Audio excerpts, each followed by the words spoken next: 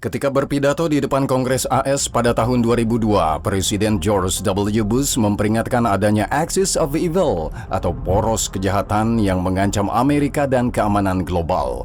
Bush memasukkan 3 negara ke dalam poros kejahatan: Korea Utara, Irak di bawah Saddam Hussein, dan yang diperintah oleh Ayatullah, Iran.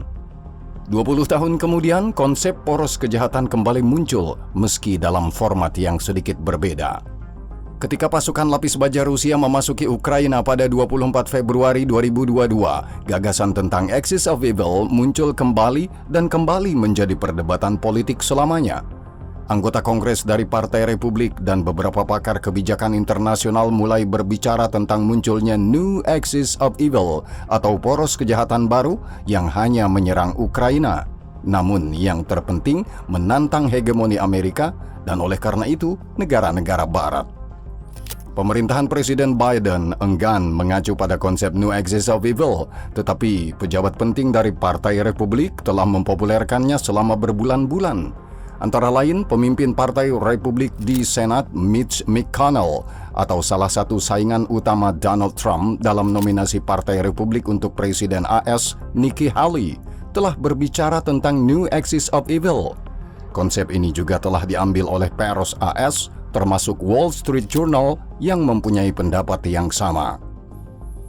Anggota dari New Axis of Evil yang dihidupkan kembali termasuk Tiongkok, Rusia, Iran, dan Korea Utara. Rusia adalah pusat dari teka-teki ini karena Rusialah yang melancarkan perang melawan Ukraina. Namun semakin lama perang ini berlangsung, kemampuan Rusia untuk melancarkan perang semakin bergantung pada bantuan ekonomi dan militer yang diterimanya dari Tiongkok, Iran, dan Korea Utara. Negara-negara inilah yang menggerakkan mesin perang Rusia.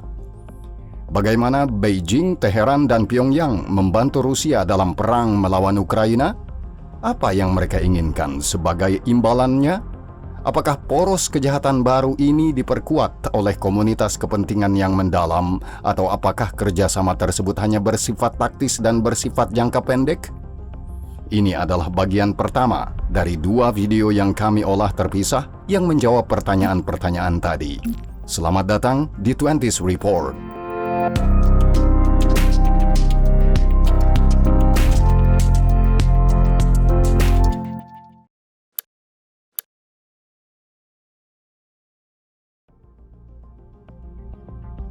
Pada September 2022, sebuah drone ditembak jatuh di dekat Kupiansk di Ukraina Timur. Ketika pihak Ukraina memeriksa puing-puing tersebut, ternyata itu adalah Shahed 136 Iran. Ini adalah insiden pertama, namun karena semakin banyak drone Iran yang muncul di langit Ukraina dalam beberapa hari dan minggu berikutnya, menjadi jelas bahwa Teheran yang telah mendukung Moskow secara diplomatis sejak awal invasi Rusia telah memutuskan untuk mengambil tindakan lebih jauh dan menyediakan peralatan militer kepada Rusia. Pengalaman beberapa bulan pertama perang di Ukraina menunjukkan bahwa drone adalah alat tempur yang penting. Ukraina banyak menggunakan drone, menggunakannya untuk pengintaian, mengoordinasi tembakan artileri, atau menyerang posisi Rusia. Ukraina menggunakan drone yang dipasok oleh negara-negara barat serta unit komersial yang dimodifikasi. Sebaliknya, Rusia terbatas dalam kemampuannya merespons karena mereka tidak memiliki armada drone yang begitu besar. Meskipun benar bahwa Rusia meningkatkan pengeluaran untuk produksi drone dalam negeri sejak tahun 2008, tak lama setelah agresi terhadap Georgia, mereka fokus terutama pada produksi drone pengintai. Selain itu, produksi drone Rusia hampir seluruhnya bergantung pada impor komponen barat. Berdasarkan perhitungan Pavel Luzin untuk Foreign Policy Research Institute pada 2016-2017 misalnya, hingga 80% komponen drone militer Rusia diimpor. Oleh karena itu, setelah 24 Februari 2022, program drone tak berawak Rusia berada dalam situasi yang menantang. Di satu sisi, Kementerian Pertahanan Federasi Rusia telah meningkatkan pendanaan dan mulai melontarkan rencana untuk meningkatkan produksi drone dalam negeri secara cepat. Di sisi lain, sanksi telah memutus akses Rusia terhadap komponen-komponen barat sehingga menyebabkan pabrik-pabrik drone menganggur. Meskipun Rusia secara bertahap mulai menghindari beberapa sanksi, mengganti komponen barat dengan komponen pengganti dari Tiongkok, namun dibutuhkan waktu untuk memulihkan kapasitas produksi sebelum tahun 2022, waktu yang tidak dimiliki Rusia. Dalam situasi ini, mereka beralih ke Iran yang telah memiliki program pesawat tak berawak yang ekstensif selama bertahun-tahun dan siap membantu. Desain Iran mungkin tidak secanggih desain Barat, namun mereka mengimbanginya dengan biaya produksi yang rendah dan penggunaan komponen yang tersedia. Objek udara pertama yang dipasok Iran ke Rusia adalah drone serang Shahid 136. Menurut angka resmi Iran, mereka dapat mencapai kecepatan hingga 185 km per jam, memiliki jangkauan lebih dari 2000 km dan dipersenjatai dengan hulu ledak hingga 50 kg. Selain Shahid 136, Rusia juga menerima drone pengintai dan penyerang Shahid 131 dan Mohajir 6 yang lebih kecil dari Iran. Segera setelah menerima Shahid 136, Rusia mulai menggunakannya untuk meneror kota-kota Ukraina. Mulai bulan Oktober, Rusia mulai menembaki infrastruktur penting di kota-kota, menyerang pembangkit listrik dan saluran air dalam upaya menciptakan bencana kemanusiaan menjelang musim dingin yang akan datang. Kampanye Shahid Rusia terhadap kota-kota Ukraina dapat dilihat dalam dua cara. Di satu sisi, pertahanan anti pesawat Ukraina mulai mampu mengatasi Shahid 136 yang lambat dan terbang rendah dan relatif cepat. Dan pihak Ukraina kini mengklaim bahwa mereka secara teratur menembak jatuh sekitar 80 hingga 90% Shahid yang diluncurkan oleh Rusia. Namun di sisi lain, Ukraina menggunakan persediaan pertahanan udara mereka sendiri yang seringkali sangat mahal, yang nantinya mungkin tidak mencukupi untuk mempertahankan diri dari sasaran yang lebih canggih, seperti rudal balistik. Selain itu, berdasarkan pengalaman Ukraina, Iran telah mengembangkan versi Shahid yang ditingkatkan. Pada November 2023, Iran secara terbuka meluncurkan Shahid 238 yang meskipun memiliki jangkauan lebih pendek, dilengkapi dengan mesin jet yang memungkinkannya mencapai kecepatan hingga 500 km per jam. Shahid yang ditingkatkan lebih cepat dan dapat terbang pada ketinggian yang lebih tinggi, membuatnya lebih sulit untuk ditembak jatuh dibandingkan versi dasar Shahid 136. Shahid baru juga telah meningkatkan sistem panduan. Belum diketahui apakah Rusia akan menerima Shahid 238, namun skenario seperti itu tampaknya mungkin terjadi. Sebulan setelah Iran meluncurkan Shahid baru, media Rusia melaporkan bahwa pabrik-pabrik di negara itu akan memproduksi modernisasi Shahid mereka sendiri yang dilengkapi dengan mesin jet. Mungkin modifikasi Rusia ini sebenarnya adalah Shahid 238 yang prototipenya diserahkan Iran ke Moskow. Untuk saat ini, Rusia fokus pada penyempurnaan penggunaan taktis Shahid 136. Meskipun pada awalnya mereka menggunakannya sebagai alat penyerangan yang berdiri sendiri, mereka segera menyadari bahwa hal ini kontraproduktif. Saat ini, Shahid 136 terutama digunakan untuk membebani pertahanan udara Ukraina. Dengan demikian, mereka menyediakan semacam tabir asap untuk rudal Rusia yang diluncurkan oleh pesawat terbang. Oleh karena itu, Shahid 136 terlepas dari segala ketidaksempurnaannya telah terbukti menjadi akuisisi yang berharga bagi mesin perang Rusia. Tidak diketahui secara pasti berapa banyak Shahid yang diserahkan Iran kepada Rusia, namun kemungkinan besar jumlahnya tidak terlalu besar. Berbicara kepada wartawan, John Kirby, juru bicara Dewan Keamanan Nasional AS, mengungkapkan bahwa Iran mengirimkan lebih dari 400 drone ke Rusia antara Agustus 2022 dan Mei 2023. Jumlah ini lebih kecil dari perkiraan sebelumnya karena intelijen Ukraina mengatakan ada lebih dari 1.000 mesin. Namun, data yang diberikan oleh Kirby tampaknya sangat mungkin terjadi. Iran yang telah terkena sanksi selama bertahun-tahun memiliki kapasitas produksi yang terbatas dan tidak mampu mempertahankan kecepatan pengiriman ke Rusia pada masa perang. Tidak mengherankan juga bahwa pada musim gugur tahun 2022, intelijen Ukraina melaporkan bahwa Moskow ingin membuka jalur produksi Shahid di wilayah Rusia.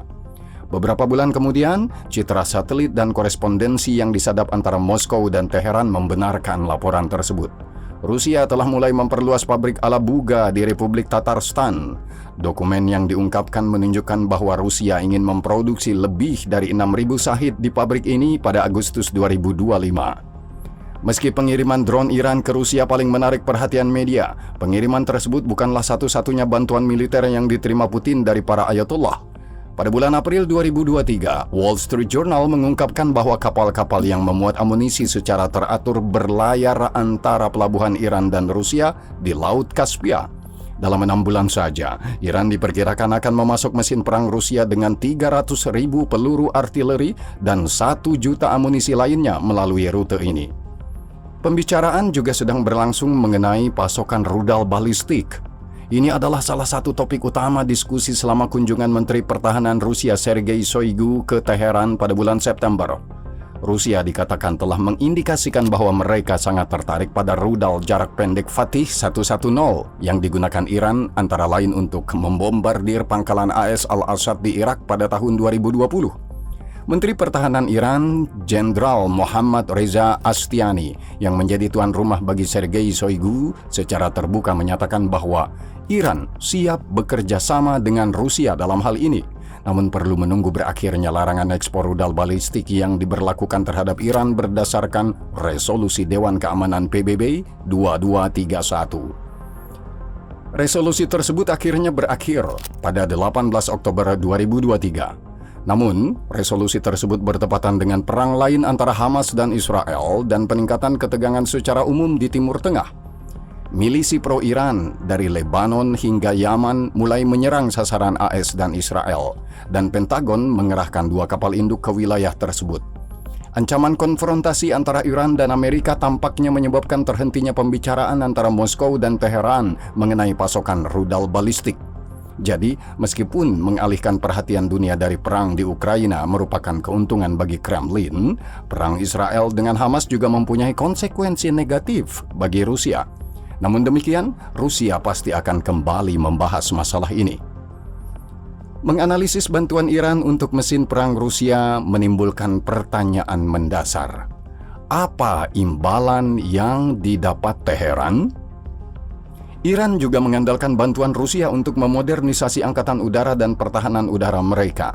Angkatan udara Iran bersifat anakronistik, berdasarkan pada pesawat tua Soviet dan AS. Banyak di antaranya, seperti pesawat tempur F-14 dan F-5, yang merupakan peninggalan masa pemerintahan Shah. Itu sebabnya Iran tertarik membeli pesawat tempur Su-35 modern Rusia.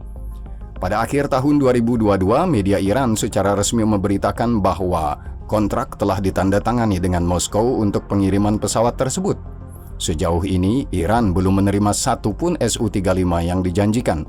Namun pada bulan September, Iran menerima pengiriman pertama pesawat latih Yak-130 yang dapat menunjukkan bahwa pembicaraan mengenai Su-35 terus berlanjut.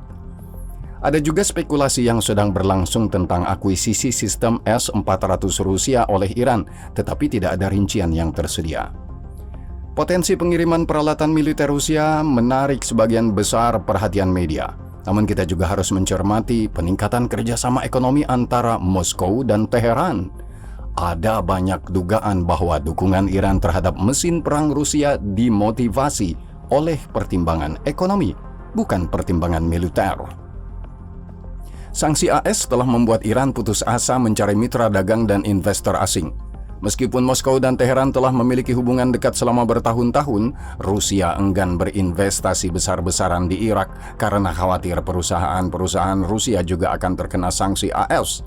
Namun, segalanya berubah setelah 24 Februari 2022 ketika Rusia juga terkena sanksi. Seperti yang dikatakan Alex Vatanka dari Middle East Institute, Rusia dan Iran menjadi 2 negara yang paling terkena sanksi di dunia. Akibatnya, Moskow telah kehilangan segala hambatan yang menghalanginya untuk meningkatkan kerjasama ekonomi dengan Iran sebelum tahun 2022. Nilai perdagangan antara Rusia dan Iran berjumlah sekitar 4,9 miliar dolar pada tahun 2022, meningkat sekitar 20% dibandingkan tahun 2021.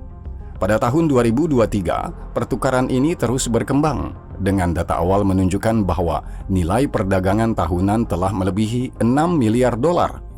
Namun, volume perdagangan sebenarnya bisa jauh lebih tinggi. Pasalnya, Iran tidak memasukkan kontrak penjualan peralatan militer dalam statistik resmi mereka. Ikatan kelembagaan juga berkembang. Baru-baru ini pada Januari 2023, Iran dan Rusia menggabungkan sistem perbankan mereka melalui sistem SWIFT yang terputus dari kedua negara. Selain itu, lebih dari 80% perdagangan antara Rusia dan Iran kini dilakukan dalam mata uang nasional, rubel dan real. Dengan dukungan Moskow, Iran bergabung dengan Organisasi Kerjasama Shanghai pada musim panas 2023 dan perjanjian perdagangan bebas antara Iran dan Uni Ekonomi Eurasia ditandatangani pada Desember 2023. Namun, keberhasilan ekonomi terbesar Iran tampaknya meyakinkan Rusia untuk memprioritaskan International North-South Transport Corridor atau Koridor Transportasi Utara Selatan Internasional (INSTC). Koridor Utara Selatan adalah jalur perdagangan multimodal yang menghubungkan Rusia dengan Iran dan India serta Samudra Hindia. Pada tahun 2002, Rusia, Iran, dan India menandatangani perjanjian khusus untuk membangun koridor tersebut, namun pengerjaannya relatif lambat. Baru setelah Rusia terputus dari pasar barat dan harus mencari mitra dagang alternatif, Moskow baru tertarik pada konsep koridor ke India. Secara keseluruhan, pengangkutan barang-barang Rusia ke Asia melalui koridor utara selatan diperkirakan meningkat sebanyak 120% dalam 7 bulan pertama tahun 2022. Pelabuhan Rusia dan Iran di Laut Kaspia sibuk dengan aktivitas dan skalanya sangat besar. Perdagangan begitu besar sehingga mereka kehabisan kapal untuk mengangkut barang. Itu sebabnya Rusia mulai membangun kapal kontainer baru untuk menangani pertumbuhan perdagangan. Untuk saat ini, pengerjaan 4 kapal kontainer baru telah dimulai di galangan kapal, namun rencana Rusia membutuhkan total sebanyak 21 kapal. Iran mendapat banyak manfaat dari perang Rusia-Ukraina. Sebagai imbalan atas bantuan militer, mereka menerima manfaat ekonomi besar yang memperkuat Teheran. Manfaat ini akan semakin meningkat di tahun-tahun mendatang dengan perluasan lebih lanjut dari koridor utara selatan, di mana Moskow telah mendapatkan pendanaan yang memadai. Namun, Iran bukan satu-satunya negara yang memasok bahan bakar mesin perang Rusia. Korea Utara juga datang membantu Moskow. Pada 10 September 2023, Kamerat Kim Jong-un menaiki kereta lapis baja khusus yang membawanya ke Rusia untuk bertemu dengan Vladimir Putin. Ini merupakan kunjungan pertama diktator Korea Utara ke Rusia sejak 2019. Pertemuan tersebut berlangsung di Vostochny Cosmodrome di timur jauh Rusia. Selama pembicaraan, Kim Jong-un menawarkan Putin dukungan penuh dan tanpa syarat untuk apa yang disebutnya perjanjian suci melawan imperialisme dan Barat. Pernyataan ini berubah menjadi nyata sebulan kemudian ketika Amerika mengungkapkan bahwa Korea Utara telah mulai mengirimkan peralatan militer ke Rusia. Intelijen AS telah memperingatkan kemungkinan seperti itu selama berbulan-bulan. Peringatan tersebut semakin intensif pada musim panas 2023 ketika menjadi jelas bahwa perang di Ukraina telah berubah menjadi perang material dengan kedua belah pihak kehabisan amunisi artileri. Media Barat terutama menggambarkan kelaparan amunisi yang dialami tentara Ukraina. Namun Rusia juga mempunyai masalah besar dalam hal ini. Menurut perkiraan Marcin Piotrowski dari Institut Urusan Internasional Polandia, Rusia menggunakan 12 hingga 14 juta peluru artileri dan roket pada tahun pertama perang. Kapasitas produksi Rusia yang sudah dalam kondisi perang sangat besar, sekitar 4 hingga 5 juta cangkang. Namun jumlah ini masih terlalu sedikit untuk mempertahankan intensitas penembakan saat ini. Situasi serupa terjadi pada rudal balistik dan rudal jelajah yang juga dikerahkan lebih cepat daripada kemampuan industri untuk mengisi kembali persediaannya. Akibatnya, Rusia secara bertahap mulai menggali lebih dalam cadangan mereka, mengeluarkan amunisi yang lebih tua dan semakin tidak dapat diandalkan dari gudang. Rusia segera menyadari bahwa sama seperti mereka harus beralih ke Iran untuk mendapatkan drone, mereka juga harus beralih ke komunis Korea untuk mendapatkan peluru artileri. Korea Utara adalah mitra ideal untuk memasok mesin perang Rusia. Hal ini karena Korea memproduksi amunisi kaliber 122 mm, 130 mm, dan 152 mm yang menjadi dasar sistem artileri Soviet. Selain itu, Korea Utara memiliki lebih dari 2.000 tank T-62 yang semakin banyak ditarik oleh Rusia dari cadangannya dan dikirim ke Ukraina. Korea Utara masih memiliki jalur produksi terbuka untuk tank-tank ini dan mampu menyediakan suku cadang yang diperlukan untuk memperbaikinya. Korea Utara juga memiliki persenjataan rudal balistik yang luas. Desain Korea sebagian besar didasarkan pada Toska Soviet dan Iskander Rusia, yang merupakan keunggulan signifikan lainnya. Pada bulan Oktober, Amerika mengumumkan bahwa Korea Utara telah mengirimkan 1.000 kontainer peralatan militer pertama ke Rusia. Transportasi dilakukan dengan kereta api dan laut. Pelabuhan Rason di Korea Utara kemungkinan besar akan menjadi pusat logistik utama. Tidak diketahui apa sebenarnya yang dikirim dari Korea ke Rusia. Namun, pers Korea Selatan mengutip sumber intelijen mengklaim bahwa Moskow telah menerima 1 juta peluru artileri dan peluru dalam jumlah besar. Pada tanggal 4 Januari, John Kirby, juru bicara Dewan Keamanan Nasional AS, mengungkapkan bahwa Korea Utara telah mulai mengirimkan peluncur dan rudal balistik pertamanya ke Rusia. Menurut pihak Amerika, sebelum akhir tahun pada tanggal 30 Desember, Rusia meluncurkan rudal balistik Korea Utara pertama ke arah Ukraina. Pada hari-hari berikutnya, Amerika mencatat serangan lebih lanjut dengan rudal-rudal ini. Foto lokasi dampak yang dirilis oleh Ukraina menunjukkan bahwa Rusia menerima rudal KN-23 Hwasong-11GA. Ini adalah desain yang relatif baru, diluncurkan oleh Korea pada tahun 2018. Model pengembangannya adalah Iskander Rusia. Jangkauan KN-23 adalah sekitar 600 hingga 700 km dan hulu ledaknya berbobot sekitar 500 kg. Namun yang masih belum diketahui adalah kualitas amunisi Korea Utara. Kasus pemboman Pulau Yeonpyeong pada tahun 2010 sering dikutip dalam diskusi mengenai isu ini ketika hanya setengah dari 170 roket 122 mm yang ditembakkan Korea Utara mencapai pulau tersebut dan seperempat di antaranya gagal meledak. Namun, kisah penembakan Pulau Yeonpyeong hanya bersifat anekdot. Selama 14 tahun terakhir, Korea Utara kemungkinan besar telah meningkatkan kualitas amunisinya. Michael Kaufman dari Carnegie Endowment mengomentari perdebatan tentang kualitas amunisi Korea Utara. Jika menyangkut amunisi, kuantitas adalah kualitas itu sendiri. Kualitas yang lebih lemah tidak serta-merta berarti 100% amunisi tidak akan berfungsi. Sementara itu, Korea Utara sedang mempersiapkan pengiriman peralatan lebih lanjut ke Rusia. Intelijen Korea Selatan melaporkan bahwa pabrik-pabrik di Korea Utara tidak berfungsi dengan baik dan pihak berwenang bahkan telah merekrut pabrik-pabrik sipil yang dikontrak untuk memproduksi kotak amunisi secara massal dalam upaya militer melawan Rusia. Pihak berwenang Korea Utara menjadikan pasokan ke Rusia sebagai prioritas mutlak. Baru-baru ini pada Agustus 2023, beberapa bulan sebelum Korea mulai memasok mesin perang Rusia, Kim Jong-un secara pribadi mengunjungi beberapa pabrik senjata utama dan memerintahkan peningkatan jatah makanan bagi para pekerjanya. Pers Selatan berspekulasi bahwa pasokan peralatan militer mungkin hanya bagian dari kesepakatan antara Putin dan Kim Jong-un. Hal ini antara lain mencakup penyediaan ribuan pekerja Korea Utara untuk bekerja di pabrik pertahanan Rusia. Kita tidak tahu persis apa yang Putin janjikan kepada Korea Utara sebagai imbalan atas bantuan militer. Namun kemungkinan besar bantuan Rusia lah yang memungkinkan Korea Utara akhirnya meluncurkan satelit ke luar angkasa pada November 2023 setelah 2 upaya gagal. Sebagai imbalan atas pasokan senjata, Rusia membantu Korea secara finansial, menyediakan makanan, dan meningkatkan kerjasama energi. Amerika memperkirakan rezim Kim Jong-un dapat menerima persenjataan canggih dari Rusia, termasuk kendaraan lapis baja, jet tempur, dan rudal permukaan ke udara. Korea juga menginginkan transfer teknologi militer, khususnya dalam produksi rudal balistik.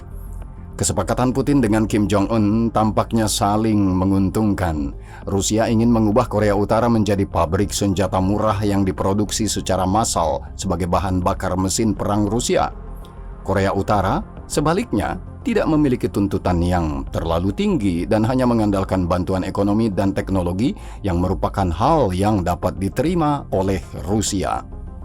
Menariknya, meskipun semenanjung Korea dan Ukraina terpisah ribuan kilometer, perang di Eropa merupakan semacam perang proksi bagi warga Korea di kedua sisi paralel ke-38 yang menandai perbatasan antara kedua Korea. Memang benar bahwa Korea Selatan merupakan pusat dukungan militer yang sangat penting bagi Kiev. Pada awal Desember, Washington Post melaporkan bahwa pada tahun 2023, Korea Selatan memasok peluru artileri 155 mm ke Ukraina lebih banyak daripada gabungan seluruh negara Eropa. Namun perang di Ukraina dan permasalahan di Moskow telah memaksa Rusia untuk bekerja lebih erat tidak hanya dengan rekan-rekan Korea mereka di Pyongyang, tetapi juga dengan rekan-rekan Cina mereka di Beijing. Bagaimana Beijing membantu Rusia dalam perang melawan Ukraina? Apakah Rusia, Tiongkok, Iran, dan Korea Utara sebenarnya adalah poros kejahatan baru? Kami sarankan Anda menyimak bagian kedua video ini.